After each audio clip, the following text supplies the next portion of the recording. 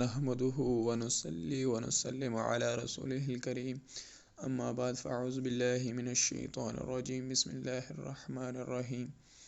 آج میں آپ حضرات کے سامنے فضیلت نماز کے متعلق ایک حدیث بیان کر کے اجازت چاہوں گا۔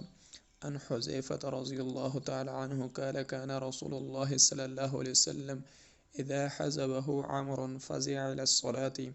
حضرت حذیفہ رضی اللہ تعالی ارشاد فرماتے ہیں کہ نبی اکرم صلی اللہ علیہ وسلم کو جب کوئی سخت امر پیش آتا تو نماز کی طرف متوجہ ہو جاتے ہیں۔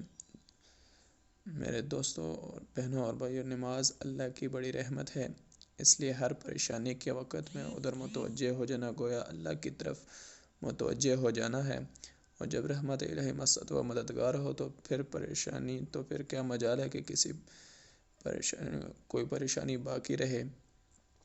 بہت سی روایتوں میں یہ مضمون وارد ہوا ہے، صحابہ کرام رضی اللہ عنہ جو ہر قدم پہ حضور صلی اللہ علیہ وسلم کا اتباع فرماتے تھے، ان کے حالات میں بھی یہی چیز نقل کی گئی ہے۔ حضرت ابو درداء رضی اللہ عنہ فرماتے ہیں کہ جب آندھی چلتی تو حضور اقدس صلی اللہ علیہ وسلم فوراً مسجد میں تشریف لے جاتے تھے، اور جب تک آندھی بند نہ ہو جاتی مسجد سے نہ نکلتے تھے۔